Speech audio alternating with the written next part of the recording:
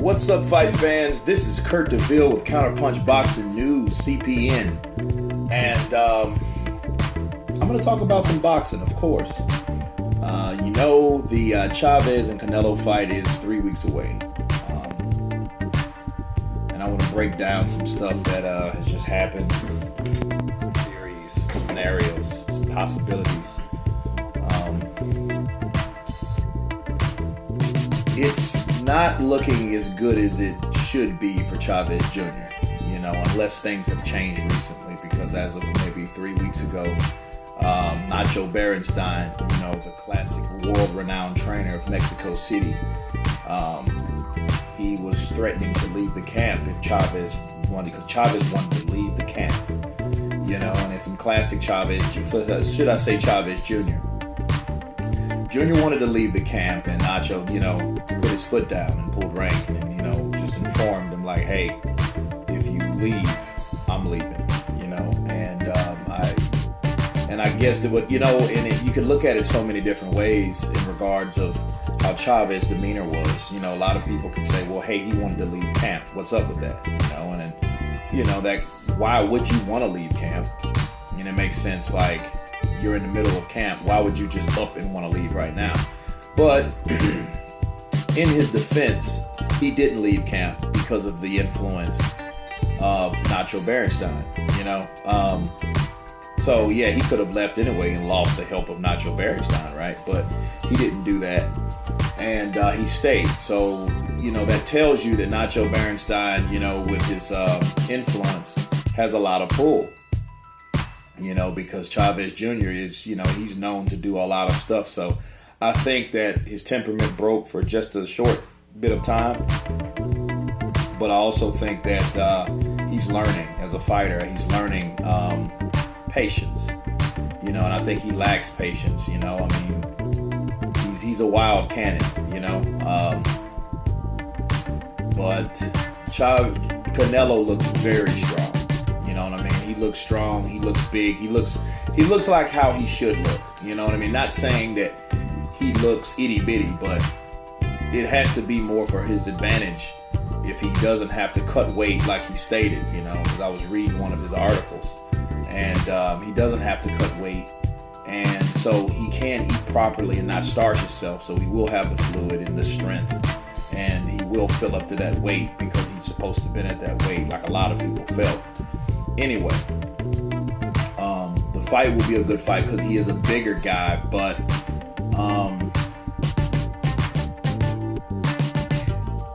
I like Canelo's boxing ability.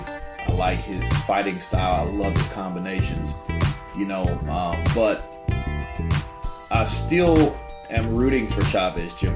Not saying he will win, but one thing that Chavez has, he has his size, he has the name, he has the legacy behind the name, but that also comes with pressure too, right? But he also has Memo Heredia, right?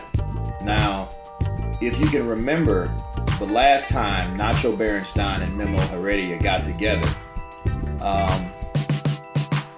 Marquez was knocking out Manny Pacquiao in the 6 rounds in 2 minutes and 59 seconds. So, this could be a classic fight, a perfect combination of guys that get together to train this guy and turn him into a beast, turn him into a machine, to execute the job.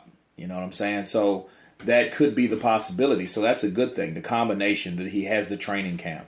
All he has to do is have the desire, and then, hearing stuff like he wanted to leave camp is not really gratifying, that's not really a good thing, but the thing is, he didn't leave, so nothing really, people argue all the time in training camp, so, Chavez Jr. might come in, on weight, but everyone thinks that because he comes in overweight, let's say he doesn't make the 164.5 limit, that doesn't mean the fight won't happen. What that will mean is, let's say he comes in at 166.5. Well, that's 2.5 million, right? No, that's 2 million. So he'll pay $2 million, but at the result of coming in a lot bigger. Look at Danny Jacobs, right? Danny Jacobs did the same thing. He used the rules. He lost the chance to win one of the belts. But I don't think he was fighting for that belt anyway. He was fighting to win.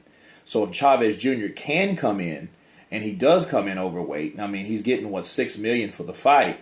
Well, if he comes in 3 pounds overweight, which is not necessarily out of the question because he has no business fighting at that weight anyway. He's a naturally 168 pounder. And then or he'll pay $3.5 million if he comes in at a full 168. Who cares if he wins, right? Because if he wins, he'll still clear, over $3 million. That's pretty much a Mayweather case. Or a Mayweather purse, jackpot, right? When a B- fighter fights Mayweather, he gets around that much. Or Manny Pacquiao gets about 3 million, 4 million, right? So, and then he comes in with that size advantage, and he can really put it to Canelo and work the body and, start off with his combinations. They're both flat-footed. I think that Canelo has the better footwork between the two, but they both have cement feet. Canelo just knows his flaws, and I think he's really trying to work on his flaws. I've seen a little bit of that in the Cotto fight. He was really, I've seen some improvement in his footwork. So, speaking of Mayweather coming in overweight, he knows about that too. He was scheduled to fight Juan Manuel Marquez when they met, on their date back in 2009. He comes in. They were supposed to meet at 144. He comes in at 146. So he had to pay Juan Manuel Marquez $600,000 just to come in. But who cares? It's $600,000 compared to a purse. It's just It's just money that you don't see, for a victory. But what happened as a result? Floyd Mayweather came in that fight bigger, stronger, quicker. And who said, now, not to say that he wouldn't bigger, stronger, and quicker anyway, but it was only an advantage, and you can see the work rate that he was able to do without starching himself to 144. Because if he learned anything, and I know Mayweather was looking at the example of the De La Hoya and Manny Pacquiao fight, because De La Hoya starched himself to get to 145 to fight Manny Pacquiao, and he got annihilated. So, he was like, well, screw it. Why would I do that? I'd rather pay the penalty and then come in with the weight advantage than to starch myself and then come into the ring 24 hours later the next day as a weaker fighter. So, saying all that to say this about Chavez, weight gain is good, especially when you don't have to starch yourself to make weight. If weight's against you and you're the naturally bigger guy, it advantages you to pay the penalty and come in, with the advantage. There's a reason why it's a weight advantage, There's a reason why they want to meet at a certain weight class, to cut down advantages, and, saying all that should be, and then if that happens, it would be a good thing for Chavez Jr. and he can pull up an upset, and I would love to see Chavez win simply because I don't think Chavez, he's been spoiled. He's the son of a legend. There's this, he was born rich pretty much. He had money. He knows about the finer things in life, being from Mexico. And it's kind of hard to really motivate yourself, get the momentum, to do these things. He was undefeated for a long time until he stepped in there with Sergio Martinez. And, and he lost that fight. But look what happened in that fight, and then after that fight, within that fight with Fonfora, that really kind of,